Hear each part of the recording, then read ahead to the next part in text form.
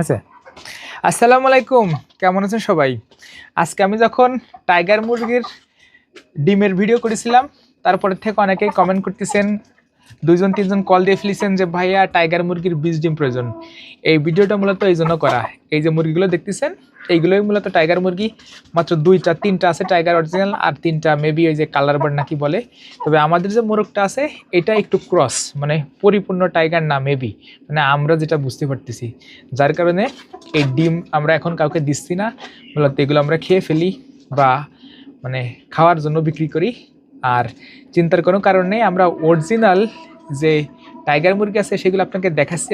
মূলত এই যে আমাদের সেই অরিজিনাল টাইগার মুরগি, যেগুলো আমরা দেখে থাকি 7 কেজি 8 কেজি পর্যন্ত ওজন হয় মুরগিগুলো অনায়াসে 3-4 কেজি প্লাস করে।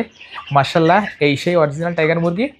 সো ইনশাল্লাহ খুব তাড়াতাড়ি এরাও প্যারেন্টসে পরিণত হবে, তখন আপনাদের অরিজিনাল আমরা ডিম দেবো বা বাচ্চাও দিতে পারবো ইনশাল্লাহ।